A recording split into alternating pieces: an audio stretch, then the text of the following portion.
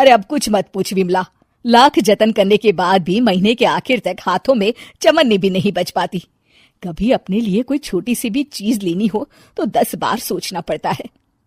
तू सही कहती है, आमदनी तो बढ़ती नहीं, लेकिन दूसरी तरफ महंगाई दिन ब दिन बढ़ती ही जा रही है। राशन वाले का बिल, दूध वाले का उधार। अरे तुम औरतें बस इसी तरह जिंदगी भर रोती रहोगी। खुद के पैरों पे खड़े होने की सोचो, तब तुम्हें पैसों के लिए किसी का मुंह नहीं देखना पड़ेगा। अरे तू इतनी बड़ी बड़ी बातें कर रही है, तू ही बता दे हम क्या करें। हम औरतें चाहे तो कोई छोटा मोटा व्यापार कर सकती हैं, जैसे कि साड़ी बेचने का। सुधा की बातें सुन सब औरतें हंस पड़ती हैं। ना भाई ना, मेरे पति को ये सब पसंद नहीं है, वो तो मुझे मार डालेंगे। दूसरी औरतें भी विमला की बात से सहमति जताती है और साड़ी का व्यापार करने से मना कर देती हैं।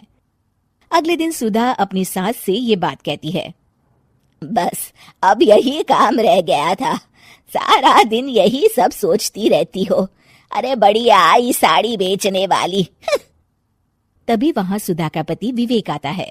अपनी माँ की बात काटते हुए कहता है, अरे माँ, सुधा ठीक ही तो कह रही है। अगर ये साड़ियों का व्यापार करना चाहती है तो इसमें क्या गलत है। मुझे तो सुधा की बात पसंद आई। अरे मजाक है क्या व्यापार करना? अच्छे अच्छों की खटिया खड़ी हो जाती है। मैंने दुनिया देखी है। बेटा तुम लोग ज्यादा हवा में मत उड़ो, और फिर साड़ियाँ खरीदने के लिए पैसे कहाँ से लाएगा?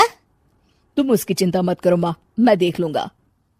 अगले दिन विवेक अपने एक दोस्त से कुछ पैसे उधार लेकर साड़ी के कारखाने से बहुत सारी साड़ियाँ खरीद लाता है। ये लो सुधा, तुम्हारा ऑनलाइन अकाउंट बन गया है।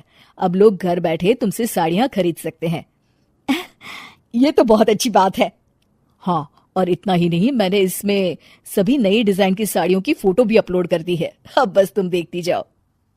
कुछ दिनों के बाद, नमस्ते, मुझे सुधा जी से मिलना है। ओहो, तू कौन है और मेरी बहू से तुझे क्या काम है? माँ जी, मैं सुधा जी से साड़ियाँ खरीदने आया हूँ। अरे बड़ा बेवकूफ है तू, इतना बड़ा मीना बाजार छोड़कर यहाँ साड़ी खरीदने आया है। तेरा ऊपर का कोई पेच ढीला है क्या?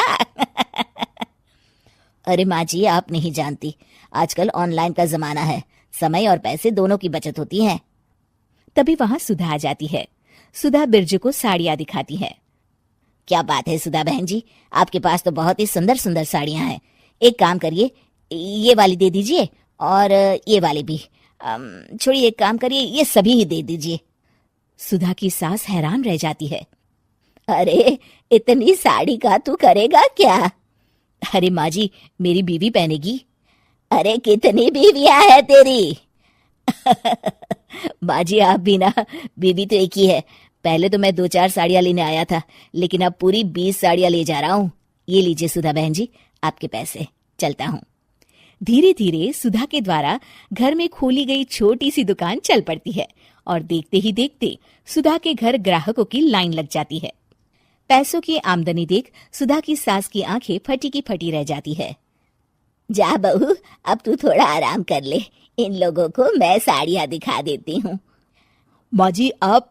अरे हाँ हाँ, अब जा भी। इस तरह सुधा की सास भी उसके कारोबार में हाथ बटाने लगती है। देखो सुधा, तुम्हारा व्यापार तो चल पड़ा। पिछले कुछ महीनों में इतनी कमाई हुई है कि तुम्हें यकीन नहीं होगा। सच? हाँ, और तुम्हें पता है माँ, दोस्त से लिया हुआ उधार भी चुकता करके अच्छे खासे पैसों की बचत भी हो गई है।